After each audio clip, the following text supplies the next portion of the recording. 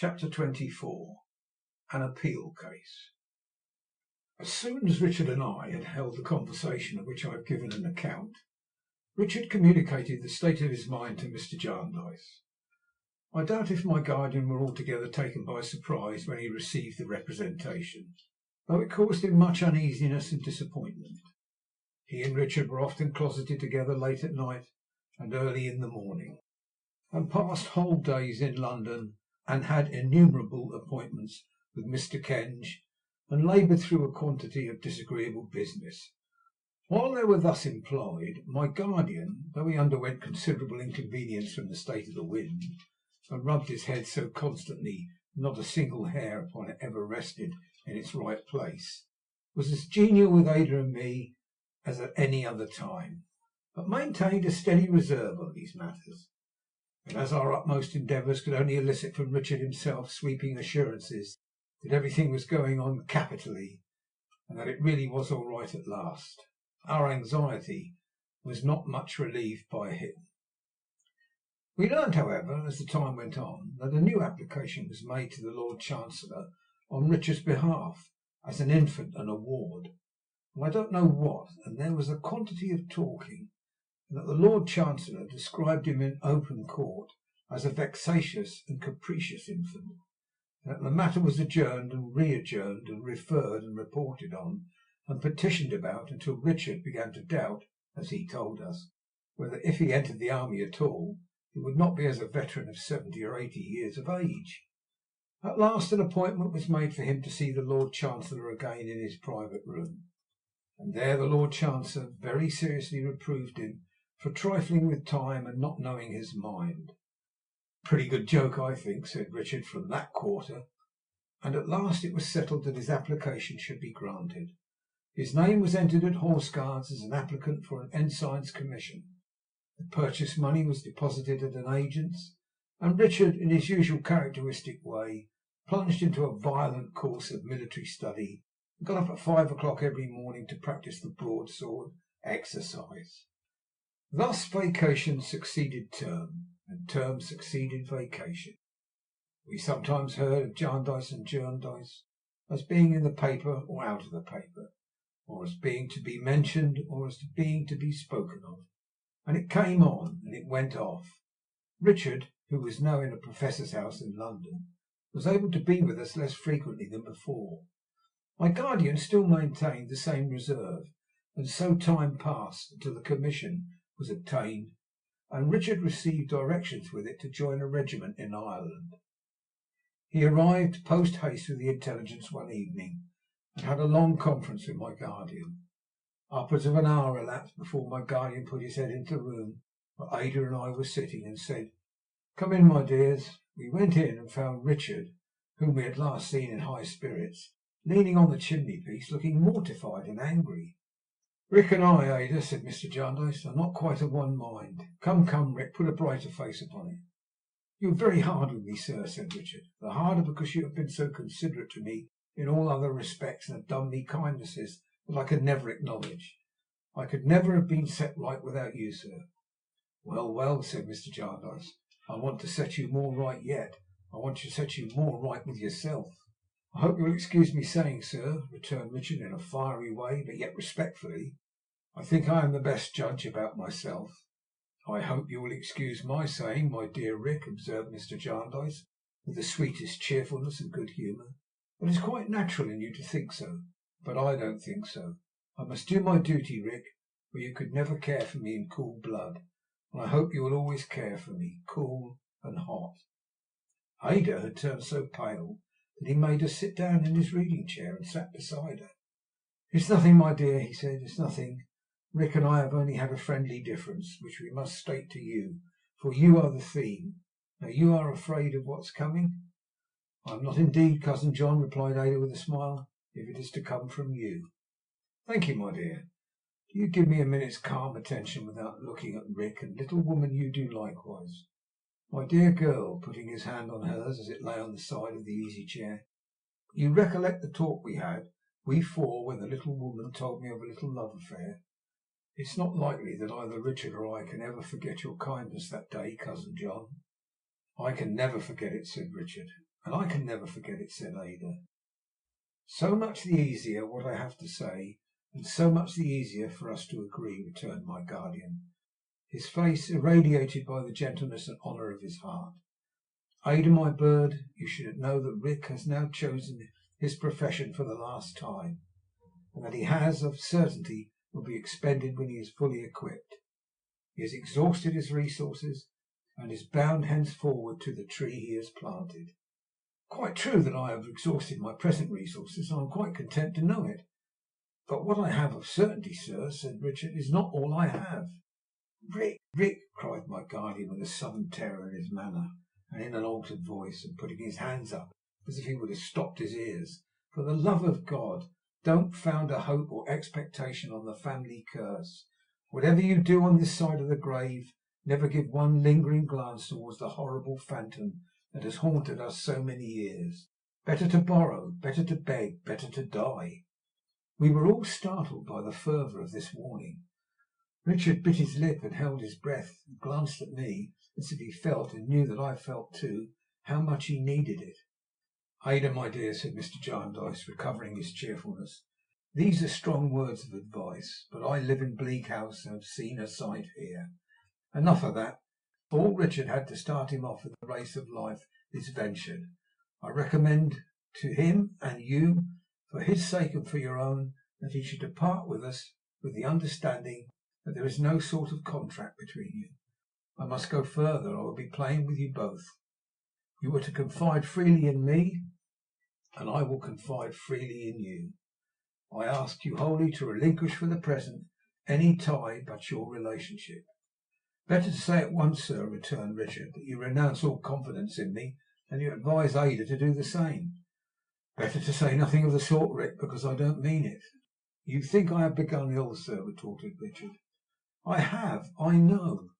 How I hoped you would begin, and how go on, I told you when we spoke of these things last," said Mr. Jarndyce in a cordial and encouraging manner.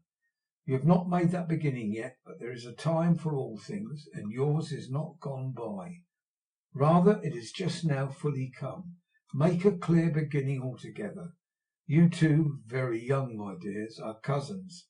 As yet you are nothing more. What may come must come of being worked out, Rick, and no sooner." "You are very hard with me, sir," said Richard, "harder than I could have supposed you would be." "My dear boy," said Mr. Jarndyce, "I am harder with myself when I do anything that gives you pain.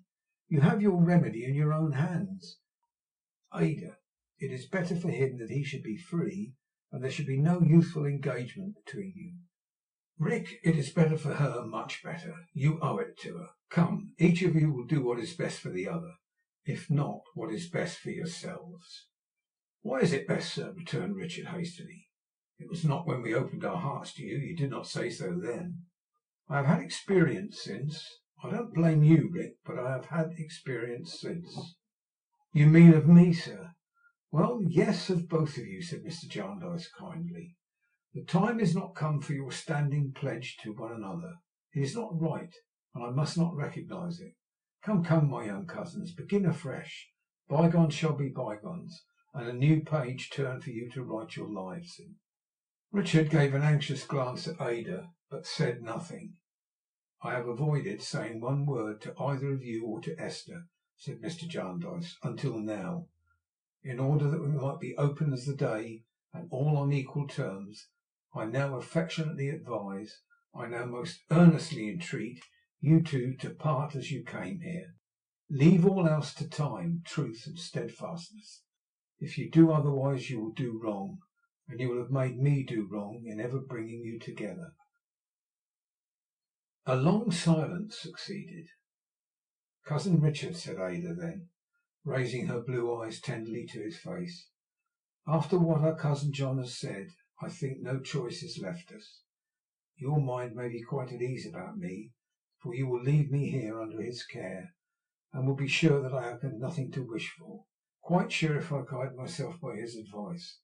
I don't doubt, cousin Richard," said Ada, a little confused, "that you are very fond of me, and I don't think you will fall in love with anybody else. But I should like you to consider well about it too, as I should like you to be in all things very happy." You may trust in me, cousin Richard. I am not at all changeable, but I am not unreasonable, and should never blame you. Even cousins may be sorry to part, and in truth I am very, very sorry, Richard. Though I know it's for your welfare, I shall always think of you affectionately, and often talk of you with Esther, and perhaps you will sometimes think of little me, cousin Richard. So now, said Ada, going up to him and giving him her trembling hand, we are only cousins again, Richard, for the time perhaps, and I pray for a blessing on my dear cousin wherever he goes. It was strange to me that Richard should not be able to forgive my guardian for entertaining the very same opinion of him which he himself had expressed of himself in much stronger terms to me. But it was certainly the case. I observed with great regret that from this hour he never was as free and open with Mr. Jarndyce as he had been before. He had every reason given him to be so, but he was not, and solely on his side an estrangement began to arise between them. In the business of preparation and equipment he soon lost himself, and even his grief at parting from Ada, who remained in Hertfordshire, while he, Mr. Jarndyce, and I went up to London for a week, he remembered her by fits and starts, even with bursts of tears, and at such times would confide to me in the heaviest of self-reproaches. But in a few minutes he would recklessly conjure up some undefinable means by which they were both to be made rich and happy for ever, and would become as gay as possible. It was a busy time, and I trotted about with him all day long, buying a variety of things of which he stood in need.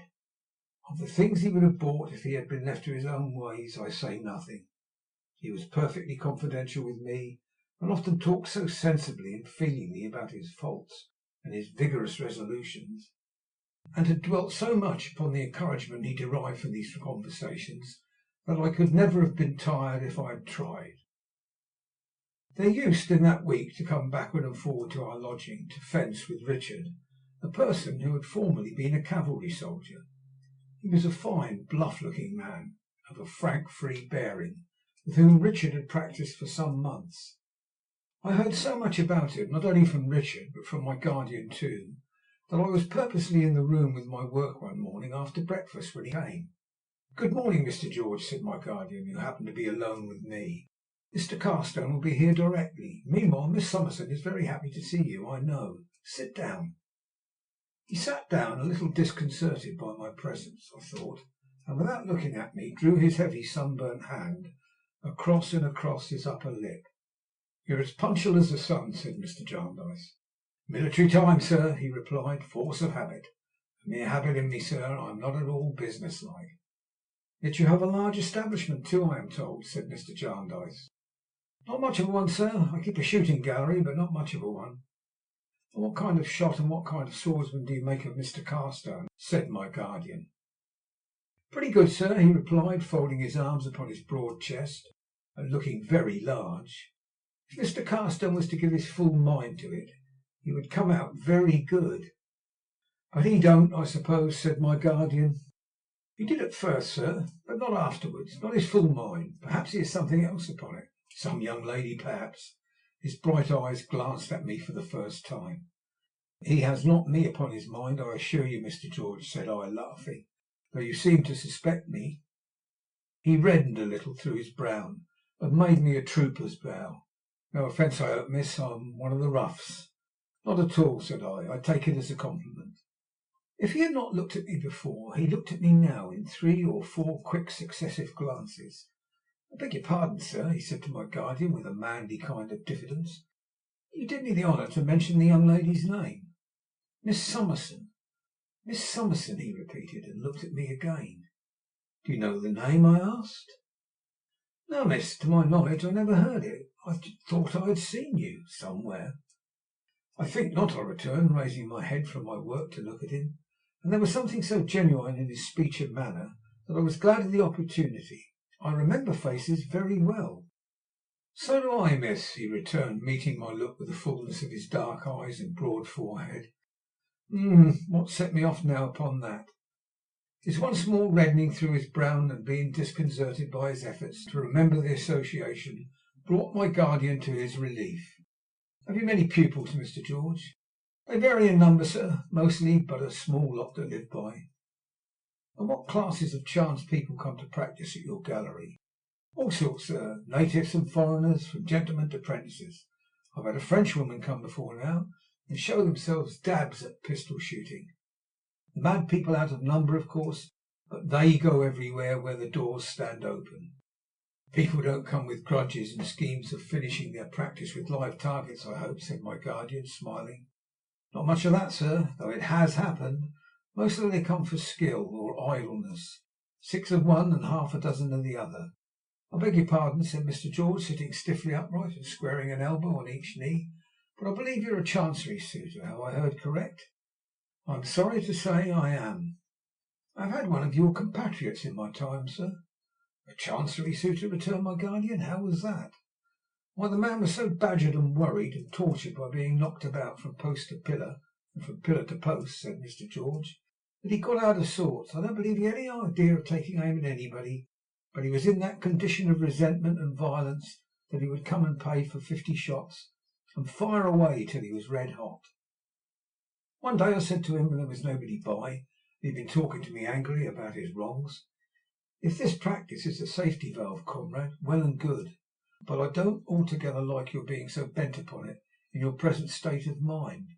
I'd rather you took to something else. I was on my guard for a blow, he was that passionate, but he received it in a very good part and left off directly. We shook hands and struck up a sort of friendship. What was that man? Asked my guardian in a new tone of interest. Why, he began by being a small Shropshire farmer before they made a baited bull of him, said Mr. George. Was his name Gridley? It was, sir. Mr. George directed another succession of quick, bright glances at me as my guardian and I exchanged a word or two of surprise at the coincidence, and I therefore explained to him how we knew the name. He made me another of his soldierly bows in acknowledgment of what he called my condescension.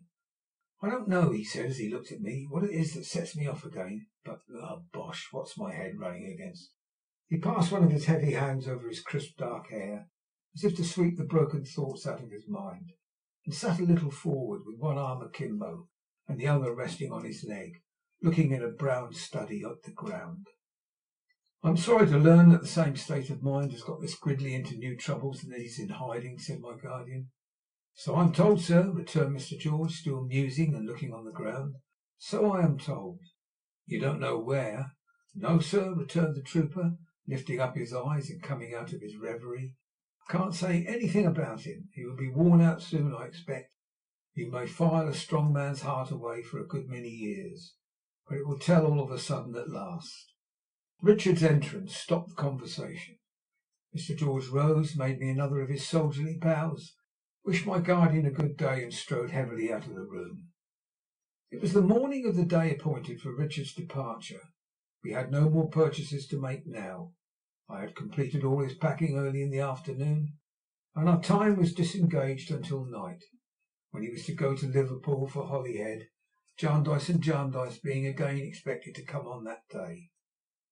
Richard proposed to me that we should go down to the court and hear what passed.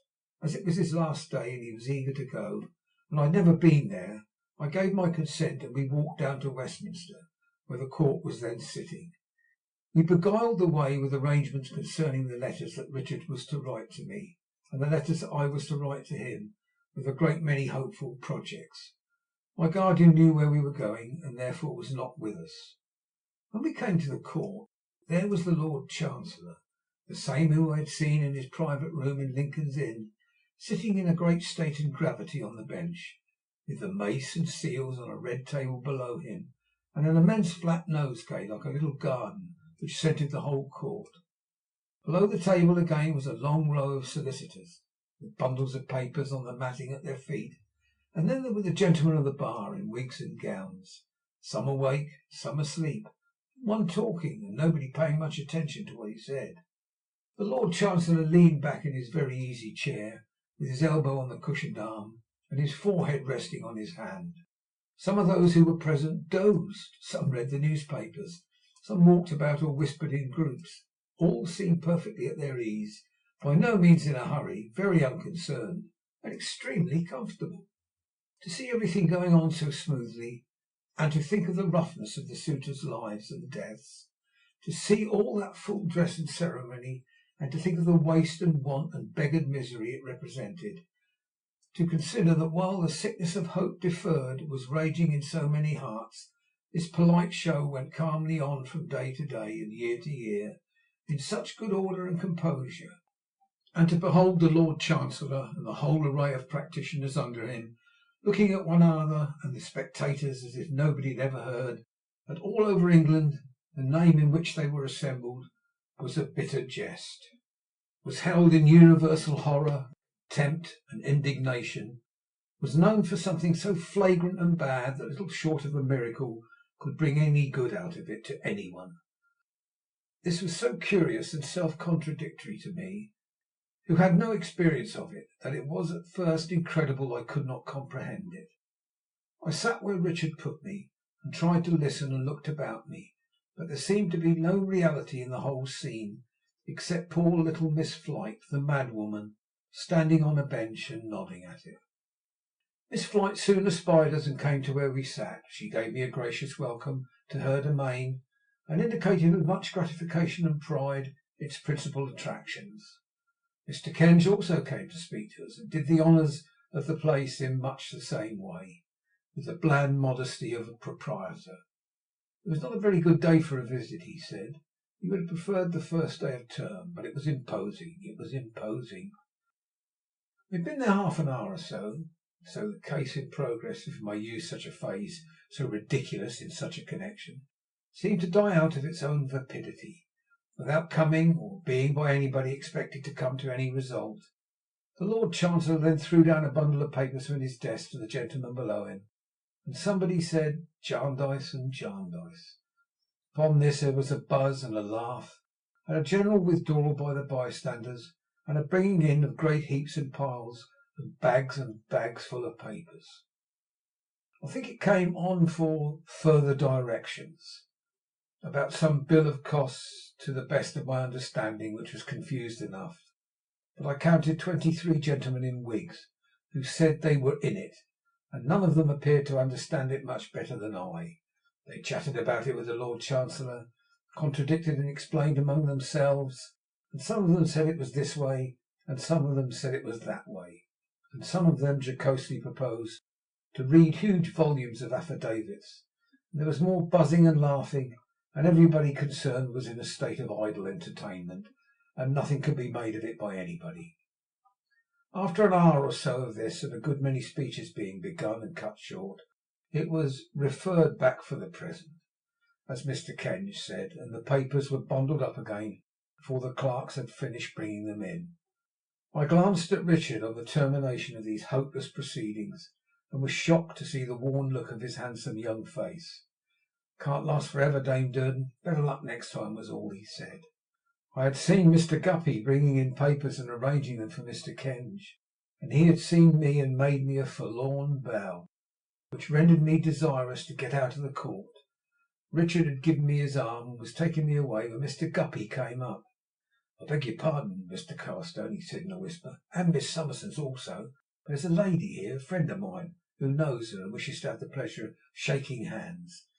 As he spoke, I saw before me, as if she had started into bodily shape from my remembrance, Mrs. Rachel of my godmother's house. "How do you do, Esther?" said she. "Do you recollect me?" I gave her my hand, and told her yes, and that she was very little altered. "I wonder you remember those times, Esther," she returned with her old asperity. "They are changed now. Well, I'm glad to see you. I'm glad you are not too proud to know me." But indeed she seemed disappointed that I was not. "Proud, Mrs. Rachel?" I remonstrated. "I am married, Esther," she returned, coldly correcting me, "and I am Mrs. Chadband. Well, I wish you good day, and hope you will do well." Mr. Guppy, who had been attentive to this short dialogue, heaved a sigh in my ear, and elbowed his own and Mrs. Rachel's way through the confused little crowd of people coming in and going out, which we were in the midst of, and which the change in the business had brought together. Richard and I were making our way through it, and I was yet in the first chill of the late unexpected recognition, when I saw coming towards us, but not seeing us, no less a person than Mr. George. He made nothing of the people about him as he tramped on, staring over their heads into the body of the court. George, said Richard, as I called his attention to him. You are well met, sir, he returned. And you, miss? Could you point the person out for me I want? I don't understand these places. Turning as he spoke and making an easy way for us, he stopped when we were out of the press in a corner behind a great red curtain. There's a little cracked old woman, he began, that I put up my finger, for Miss Flite was close by me, having kept beside me all the time, and having called the attention of several of her legal acquaintances to me, as I had overheard to my confusion, by whispering in their ears, "Hush, Fitzjarndyce on my left." Said Mr. George. You remember, miss, that we passed some conversation on a certain man this morning, Gridley, in a low whisper behind his hand. Yes, said I. He's hiding at my place. I couldn't mention it, hadn't his authority. He's on his last march, miss, and has a whim to see her. He says they can feel for one another, and she has been almost as good as a friend to him here.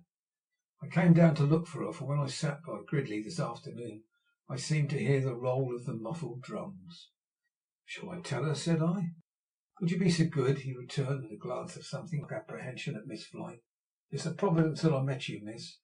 I doubt if I should have known how to get on with that lady. And he put one hand on his breast and stood upright in a martial attitude as I informed little Miss Flite in her ear of the purport of his kind errand. My angry friend from Shropshire, almost as celebrated as myself, she exclaimed. Now really, my dear, I will wait upon him with the greatest pleasure. He's living concealed at Mr. George's, said I. Hush, this is Mr. George. Indeed, returned Miss Flite. Very proud to have the honour. A military man, my dear. You know, a perfect general, he whispered to me. Poor Miss Flite deemed it necessary to be so courtly and polite as a mark of her respect for the army, and to curtsy so very often that it was no easy matter to get her out of the court. When this was at last done, and addressing Mr. George as General, she gave him her arm, to the great entertainment of some of the idlers who were looking on. He was so discomposed and begged me so respectfully not to desert him that I could not make up my mind to do it, especially as Miss Flite was always tractable with me, and she said too, Fitzjarndyce, my dear, you will accompany us, of course. As Richard seemed quite willing and even anxious that we should see them safely to their destination, we agreed to do so, and as Mr. George informed us that Gridley's mind had run on Mr. Jarndyce all afternoon after hearing of their interview in the morning, I wrote a hasty note in pencil to my guardian to say where we were gone and why. Mr. George sealed it at a coffee house that it might lead to no discovery, and we sent it off by ticket porter. We then took a hackney coach and drove away to the neighbourhood of Leicester Square. We walked through some narrow courts for which Mr. George apologised, and soon came to the shooting gallery, the door of which was closed. As he pulled a bell handle which hung by a chain to the doorpost, a very respectable old gentleman with grey hair, wearing spectacles, and dressed in a black spencer and gaiters and a broad-brimmed hat, and carrying a large gold-beaded cane, addressed him. I ask your pardon, my good friend, said he, but is this George's shooting gallery? It is, sir, returned Mr. George, glancing up at the great letters in which that inscription was painted on the whitewashed wall. Oh, to be sure, said the old gentleman, following his eyes. Thank you. Have you rung the bell? My name is George, sir, and I have rung the bell. Oh, indeed, said the old gentleman. Your name is George. Then I am here as soon as you see. You came for me, no doubt. No, sir, you have the advantage of me. Oh, indeed, said the old gentleman. Then it was your young man who came for me. I'm a physician and was requested 5 minutes ago to come and visit a sick man at George's shooting gallery. The muffled drums, said Mr. George, turning to Richard and me and gravely shaking his head. It's quite correct, sir. Will you please to walk in?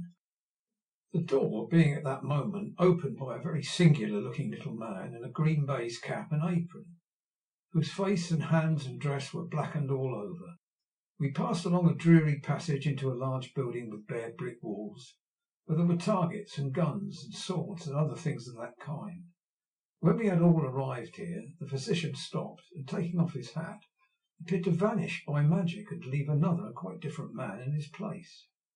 Now look'ee here, George, said the man, turning quickly round upon him and tapping him on the breast with a large forefinger. You know me, and I know you. You're a man of the world, and I'm a man of the world. My name's Bucket, as you are aware, and I've got a peace warrant against Gridley. You have kept him out of the way for a long time, and you've been very artful in it, and it does you credit." Mr. George, looking hard at him, bit his lip and shook his head. "Now, George," said the other, keeping close to him, "you're a sensible man and a well-conducted man. That's what you are, beyond a doubt. And mind you, I don't talk to you as a common character, because you've served your country, and you know that when duty calls we must obey. Consequently, you're very far from wanting to give trouble. If I required assistance, you'd assist me. That's what you do, Phil Squood. Don't you go a-sidling round the gallery like that." The dirty little man was shuffling about with his shoulder against the wall, and his eyes on the intruder in a manner that looked threatening. "Because I know you, and I won't have it." "Phil," said Mr. George. "Yes, governor." "Be quiet." The little man, with a low growl, stood still. "Ladies and gentlemen," said Mr. Bucket, "you'll excuse anything that may appear to be disagreeable in this, for my name is Inspector Bucket of the Detective, and I have a duty to perform. George, I know where my man is, because I was on the roof last night and saw him through the skylight, and you along with him. He's there, you know," pointing. "That's where he is, on a sofy. Now I must see my man, and I must tell my man to consider himself in custody. But you know me, and you know I don't want to take any uncomfortable measures. You give me your word, as from one man to another, and an old soldier, mind you, likewise, that it's honourable between us two, and I'll accommodate you to the utmost of my power." "I'll give it," was the reply. "But it wasn't handsome in you, Mr. Bucket." "Gammon, George, not handsome," said Mr. Bucket, tapping him on the broad breast again and shaking hands with him. "I don't say it wasn't handsome in you to keep my man so close, do I? Be equally good-tempered to me, old boy. Old William Tell, old Shaw, the Life Guardsman, why, he's a model of the whole British Army in himself, ladies and gentlemen. I'd give £50 note to be such a figure of a man." The affair being brought to this head, Mr. George, after a little consideration, proposed to go in first to his comrade, as he called him, taking Miss Flite with him. Mr. Bucket agreeing, they went away to the further end of the gallery, leaving us sitting and standing by a table covered with guns. Mr. Bucket took this opportunity of entering into a little light conversation, asking me if I were afraid of firearms, as most young ladies were, asking Richard if he were a good shot, asking Phil Squood which he considered to be the best of those rifles, and what it might be worth first hand, telling him in return that it was a pity he ever gave way to his temper, for he was naturally so amiable he might have been a young woman, and making himself generally agreeable. After a time he followed us to the further end of the gallery, and Richard and I were going quietly away when Mr. George came after us. He said that if we had no objection to see his comrade, he would take a visit for us very kindly. The words had hardly passed his lips when the bell was rung and my guardian appeared, on the chance, he slightly observed, of being able to do any little thing for a poor fellow involved in the same misfortune as himself. We all four went back together and went into the place where Gridley was. It was a bare room, partitioned off from the gallery with unpainted wood, as the screening was not more than 8 or 10 feet high, and only enclosed the sides, not the top. The rafters of the high gallery roof were overhead, and the skylight through which Mr. Bucket had looked down. The sun was low, near setting, and the light came in redly above. Without descending to the ground, upon a plain canvas-covered sofa, lay the man from Shropshire, dressed much as we had seen him last, but so changed that at first I recognised no likeness in his colourless face to what I recollected. He had been still writing in his hiding-place, and still dwelling on his grievances hour after hour. The table and some shelves were covered with manuscript papers, and with worn pens and a medley of such tokens, touchingly and awfully drawn together. He and the little madwoman were side by side, as it were, alone. She sat on a chair holding his hand, and none of us went close to them. His voice had faded with the old expression of his face, with his strength, with his anger, with his resistance to the wrongs that at last subdued him. The faintest shadow of an object full of form and colour is such a picture of it as he was of the man from Shropshire with whom we had spoken with before. He inclined his head to Richard and me and spoke to my guardian. Mr. Jarndyce, it's very kind of you to come and see me. I'm not long to be seen, I think. I'm very glad to take your hand, sir. You're a good man, superior to injustice, and God knows I honour you. They shook hands earnestly, and my guardian said some words of comfort to him. It may seem strange to you, sir, returned Gridley. I should not have liked to see you if this had been the first time of our meeting. But you know I made a fight for it. You know I stood up with my single hand against them all. You know I told them the truth to the last, and told them what they were, what they had done to me. So I don't mind you seeing me this wreck. You have been courageous with them, many and many a time, returned my guardian. Sir, I have been, with a faint smile. I told you what would come of it when I ceased to be so. And see here, look at us, look at us. He drew the hand of Miss Flite held through her arm, and brought her something nearer to him. This ends it. Of all my old associations, of all my old pursuits and hopes, of all the living and the dead world, this one poor soul alone comes natural to me, and I am fit for. There is a tie of many suffering years between us two, and it is the only tie I ever had on earth. The Chancery has not broken. Accept my blessing, Gridley, said Miss Flite in tears. Accept my blessing. I thought boastfully that they could never break my heart, Mr. Jarndyce. I was resolved that they should not. I did believe that I could and would charge them with being the mockery they were, until I died of some bodily disorder. But I am worn out. How long have I been wearing out, I don't know. I seem to break down in an hour. I hope they may never come to hear of it. I hope everybody here will lead them to believe that I died defying them, consistently and perseveringly, as I did through so many years. Here Mr. Bucket, who was sitting in a corner by the door, good-naturedly offered such consolation as he could administer. Come, come, he said from his corner. Don't go on in that way, Mr. Gridley. You're only a little low. We are all of us a little low sometimes. I am. Hold up, hold up. You'll lose your temper with the whole round of them again and again. And I should take you on a score of warrants yet, if I have luck. He only shook his head. Don't shake your head, said Mr. Bucket. Nod it. That's what I want to see you do.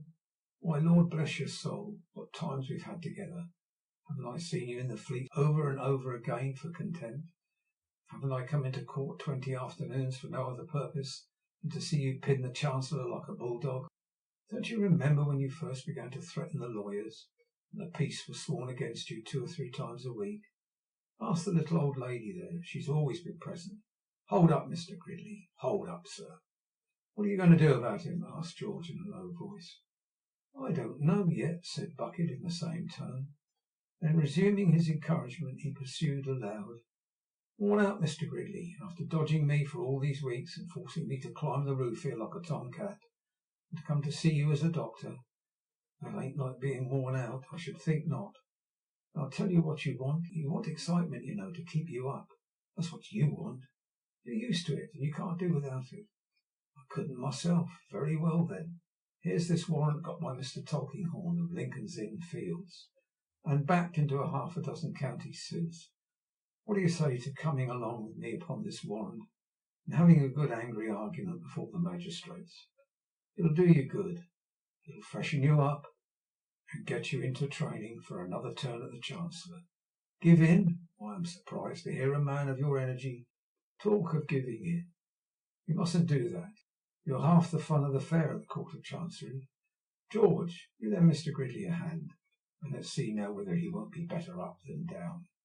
He's very weak, said the trooper in a low voice. Is he? Returned Bucket anxiously. I only want to rouse him. I don't like to see an old acquaintance giving in like this. It would cheer him up more than anything if I could make him a little waxy with me. He's welcome to drop into me, right and left if he likes. I shall never take advantage of it. The roof rang with a scream from Miss Flite, which still rings in my ears. Oh no, Gridley, she cried as he fell heavily, calmly back before her. Not without my blessing after so many years. The sun was down, the light had gradually stolen from the roof, and the shadow had crept upward. But to me the shadow of that pair, one living and one dead, fell heavier on Richard's departure than the darkest night. And though Richard's farewell words, I heard it echoed, of all my old associations, of all my old pursuits and hopes, Of all the living and the dead world, this one poor soul alone comes natural to me, and I am fitful. There is a tie of many suffering years between us two. It is the only tie I ever had on earth that Chancery has not broken. Chapter 25. Mrs. Snagsby sees it all. There is a disquietude in Cook's Court, Cursitor Street. Black suspicion hides in that peaceful region. The mass of Cook's courtiers are in their usual state of mind, no better and no worse, but Mr. Snagsby is changed, and his little woman knows it. For Tom All-Alones and Lincoln's Inn Fields persist in harnessing themselves, a pair of ungovernable coursers, to the chariot of Mr. Snagsby's imagination. And Mr. Bucket drives, and the passengers are Joe and Mr. Tulkinghorn, and the complete equipage whirls through the law stationery business at wild speed all around the clock. Even in the little front kitchen where the family meals are taken, it rattles away at a smoking pace from the dinner table, when Mr. Snagsby pauses in carving the first slice of the leg of mutton, baked with potatoes, and stares at the kitchen wall. Mr. Snagsby cannot make out what it is that he has had to do with it. Something is wrong somewhere, but what something, what may come of it, to whom, when, and from which unthought of and unheard of quarter is the puzzle of his life. His remote impressions of the robes and coronets, the stars and garters that sparkle through the surface dust of Mr. Tulkinghorn's chambers, his veneration for the mysteries presided over by that best and closest of his customers, whom all the inns of court, all Chancery Lane, and all the legal neighbourhood agree to hold in awe. His remembrance of Detective Mr. Bucket, with his forefinger and his confidential manner, impossible to be evaded or declined, persuade him that he is in party to some dangerous secret without knowing what it is. And it is the fearful peculiarity of this condition that, at any hour of his daily life, at any opening of the shop door, at any pull of the bell, at any entrance of a messenger, or any delivery of a letter, the secret may take air and fire, explode and blow up, Mr. Bucket only knows whom. For which reason, whenever a man unknown comes into the shop, as many men unknown do, and says, "Is Mr. Snagsby in?" or words to that innocent effect, Mr. Snagsby's heart knocks hard at his guilty breast. He undergoes so much from such inquiries that when they are made by boys he revenges himself by flipping up their ears over the counter and asking the young dogs what they mean by it, and why they can't speak out at once. More impracticable men and boys persist in walking into Mr. Snagsby's sleep, terrifying with unaccountable questions, so that often, when the cock at the little dairy in Cursitor Street breaks out in his usual absurd way about the morning, Mr. Snagsby finds himself in a crisis of nightmare, with his little woman shaking him and saying, "What's the matter with the man?" The little woman herself is not the least item in his difficulty. To know that he is always keeping a secret from her, that he is under all circumstances to conceal and hold fast a tender double tooth, which her sharpness is ever ready to twist out of his head, gives Mr. Snagsby, in her dentistical presence, much of the air of a dog who has a reservation from his master, and will look anywhere rather than meet his eye. The various signs and tokens marked by the little woman are not lost upon her. They impel her to say, "Snagsby has something on his mind," and thus suspicion gets into Cook's Court, Cursitor Street, from suspicion to jealousy. Mrs. Snagsby finds the road as natural and as short from Cook's Court to Chancery Lane, and thus jealousy gets into Cook's Court, Cursitor Street. Once there, and it was always lurking thereabout, it is very active and nimble in Mrs. Snagsby's breast, prompting her to nocturnal examinations of Mr. Snagsby's pockets, to secret perusals of Mr. Snagsby's letters, to private researches in the day book and ledger, till, cash box, and iron safe, to watching at windows, listening behind doors, and a general putting of this and that together by the wrong end. Mrs. Snagsby is so perpetually on the alert that the house becomes ghostly with creaking boards and rustling garments. The apprentices think somebody may have been murdered there in bygone times. Guster holds certain loose atoms of an idea, picked up at Tooting when they were found floating among the orphans, that there is buried money underneath the cellar, guarded by an old man with a white beard, who cannot get out for 7,000 years because he said the Lord's Prayer backwards. Who was Nimrod? Mrs. Snagsby repeatedly inquires of herself. Who was that lady, that creature? And who is that boy? Now, Nimrod being as dead as the mighty hunter whose name Mrs. Snagsby has appropriated, and the lady being unproducible, she directs her mental eye for the present with redoubled vigilance to the boy. And who, quoth Mrs. Snagsby for the 1,001st time, is that boy? Who is that? And there Mrs. Snagsby is seized with an inspiration. He has no respect for Mr. Chadband, no, to be sure, and he wouldn't have, of course. Naturally, he wouldn't under those contagious circumstances. He was invited and appointed by Mr. Chadband. Why, Mrs. Snagsby heard it herself with her own ears, to come back and be told where he was to go, to be addressed by Mr. Chadband, and he never came. Why did he never come?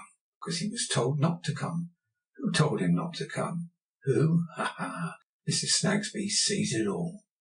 But happily, and Mrs. Snagsby tightly shakes her head and tightly smiles, that boy was met by Mr. Chadband yesterday in the streets, and that boy is affording a subject which Mr. Chadband desires to improve for the spiritual delight of a select congregation, was seized by Mr. Chadband and threatened with being delivered over to the police unless he showed the reverend gentleman where he lived, unless he entered into and fulfilled an undertaking to appear in Cook's Court tomorrow night. Tomorrow night, Mrs. Snagsby repeats for mere emphasis, with another tight smile and another tight shake of her head. Tomorrow night that boy will be here. Tomorrow night Mrs. Snagsby will have her eye upon him, and upon someone else, and oh, you may walk a long while in your secret ways, says Mrs. Snagsby with haughtiness and scorn, but you can't blind me. Mrs. Snagsby sounds no timbrel in anybody's ears, but holds her purpose quietly and keeps her counsel. Tomorrow comes, the savoury preparations for the oil trade come. The evening comes Mr. Snagsby in his black coat. Come the Chadbands, come when the gorging vessel is replete, the apprentices and Guster to be edified. Come at last with his slouching head and his shuffle backward and his shuffle forward and his shuffle to the right and his shuffle to the left, and his bit of fur cap in his muddy hand, which he picks at as if it were some mangy bird he had caught and was plucking before eating raw. Joe, the very, very tough subject Mr. Chadband is to improve. Mrs. Snagsby screws a watchful glance on Joe as he is brought into the little drawing-room by Guster. He looks at Mr. Snagsby the moment he comes in. Aha! Why does he look at Mr. Snagsby? Mr. Snagsby looks at him. Why should he do that? But that Mrs. Snagsby sees it all. Why else should that look pass between them? Why else should Mr. Snagsby be confessed and cough a signal cough behind his hand? It is clear as crystal that Mr. Snagsby is that boy's father. Peace, my friend, says Chadband, rising and wiping the oily exudations from his reverend visage. Peace be with us, my friend. Why with us? Because, with his fat smile, it cannot be against us, because it must be for us, because it is not hardening, because it is softening, because it does not make war like the hawk, but comes home unto us like the dove. Therefore, my friends, peace be with us. My human boy, come forward. Stretching forth his flabby paw, Mr. Chadband lays the same on Joe's arm, considers where to station him. Joe, very doubtful of his reverend friend's intentions, and not at all clear but that something practical and painful is going to be done to him, mutters, "You let me alone. I never said nothing to you. You let me alone." "No, my young friend," says Chadband smoothly, "I will not let you alone. And why? Because I am a harvest labourer, because I am a toiler and a moiler, which you are delivered over unto me, and are become as a precious instrument in my hands. My friends, may I so employ this instrument as to use it to your advantage, to your profit, to your gain, to your welfare, to your enrichment. My young friend, sit upon this stool." Joe, apparently possessed by an impression that the reverend gentleman wants to cut his hair, shields his head with both arms and is got into the required position, with great difficulty and every possible manifestation of reluctance. When he is at last adjusted like a lay figure, Mr. Chadband, retiring behind the table, holds up his bare paw and says, "My friends." This is the signal for a general settlement of the audience. The apprentices giggle internally and nudge each other. Guster falls into a staring and vacant state, compounded of a stunned admiration of Mr. Chadband and a pity for the friendless outcasts whose condition touches her nearly. Mrs. Snagsby silently lays trains of gunpowder. Mrs. Chadband composes herself grimly by the fire and warms her knees, finding that sensation favourable to the reception of eloquence. It happens that Mr. Chadband has a pulpit habit of fixing some member of his congregation with his eye, and fatly arguing his points for that particular person, who is understood to be expected to be moved to an occasional grunt, groan, gasp, or other audible expression of inward working, which expression of inward working being echoed by some elderly lady in the next pew, and so communicated like a game of forfeits through a circle of the more fermentable sinners present, serves the purpose of parliamentary cheering, and gets Mr. Chadband's steam up. For mere force of habit, Mr. Chadband, saying "my friends," has rested his eye on Mr. Snagsby, and proceeds to make that ill-starred stationer, already sufficiently confused, the immediate recipient of his discourse. "We have among us here, my friends," says Chadband, "a Gentile and a heathen, a dweller of the tents of Tom All-Alones, and a mover upon the surface of the earth. We have here among us, my friends," and Mr. Chadband, untwisting the point with his dirty thumbnail, bestows an oily smile on Mr. Snagsby, signifying that he will throw him an argumentative backfall presently, if he be not already down. "A brother and a boy, devoid of parents, devoid of relations, devoid of flocks and herds, devoid of gold and silver and of precious stones. Now, my friends, why do I say he is devoid of all these possessions? Why? Why is he?" Mr. Chadband states the question as if he were propounding an entirely new riddle of much ingenuity and merit to Mr. Snagsby, and entreating him not to give it up. Mr. Snagsby, greatly perplexed by the mysterious look he received just now from his little woman, at about the period when Mr. Chadband had mentioned the word parents, is tempted into modestly remarking, "I don't know, I'm sure, sir." On which interruption Mrs. Chadband glares, and Mrs. Snagsby says, "For shame." "I hear a voice," says Chadband. "It is a still, small voice, my friends. I fear not, though I'd fain hope so." "Ah," from Mrs. Snagsby, which says, "I don't know. Then I will tell you why I say this brother present here among us is devoid of parents, devoid of relations, devoid of flocks and herds, devoid of gold, of silver, and of precious stones, because he is devoid of the light that shines upon some of us. What is that light? What is it, I ask you? What is that light?" Mr. Chadband draws back his head and pauses, but Mr. Snagsby is not to be lured on to his destruction again. Mr. Chadband, leaning forward over the table, pierces what he has got to follow directly into Mr. Snagsby with the thumbnail already mentioned. "It is," says Chadband, "the ray of rays, the sun of suns, the moon of moons, the star of stars. It is the light of the truth." Mr. Chadband draws himself up again and looks triumphantly at Mr. Snagsby as if he would be glad to know how he feels after that. "Of the truth," says Mr. Chadband, hitting him again. "Say not to me that it is not the lamp of lamps. I say to you it is. I say to you 1,000,000 of times over, it is. It is. I say to you that I will proclaim it to you, whether you like it or not. Nay, that the less you like it, the more I will proclaim it to you. With a speaking trumpet, I say to you that if you rear yourself against it, you shall fall. You shall be bruised. You shall be battered. You shall be floored. You shall be smashed."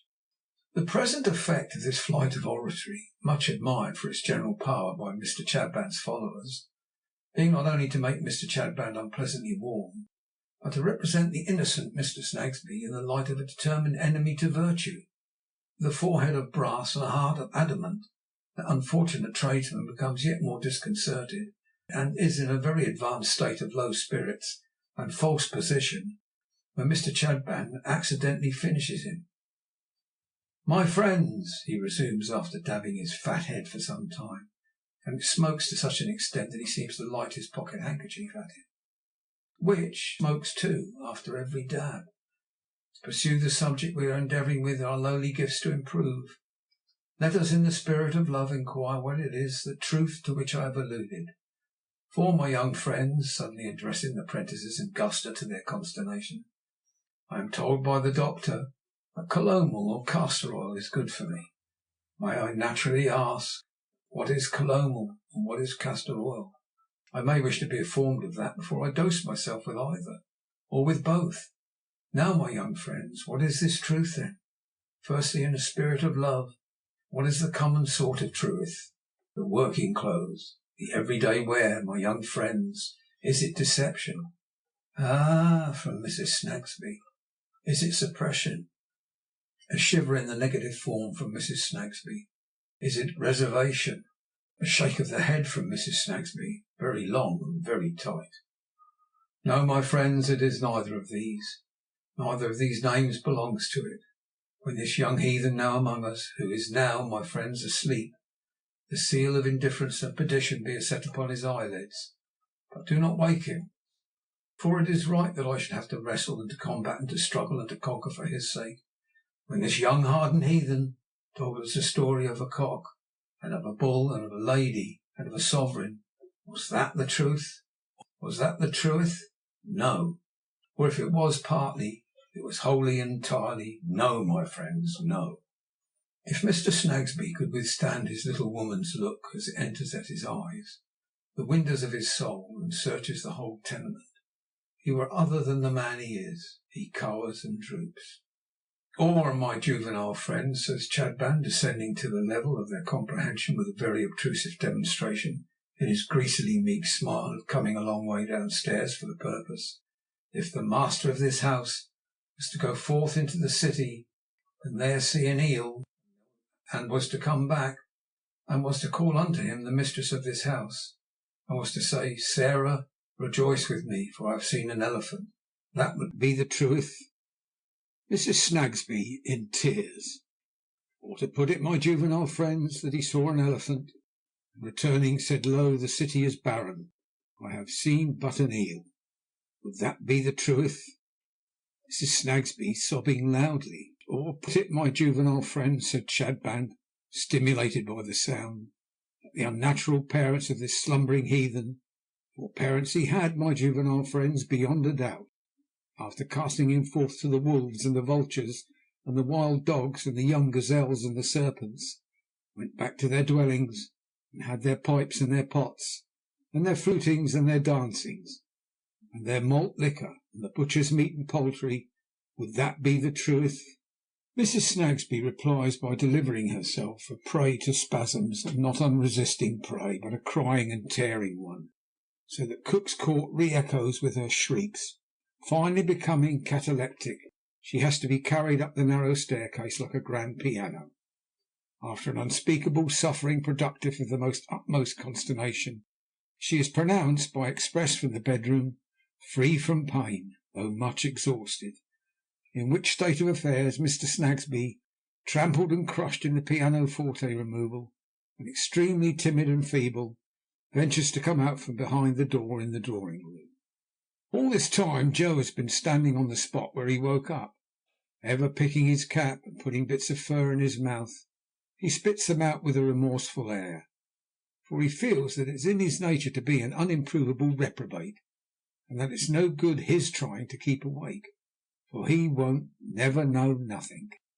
Though it may be, Joe, that there is a history so interesting and affecting, even to minds as near as the brute's as thine, recording deeds done on this earth for common men, that if Chadbands, removing their own persons from the light, would but show it thee in simple reverence, would but leave it unimproved, but regard it as being eloquent enough without their modest aid, it might hold thee awake, and thou might learn from it yet.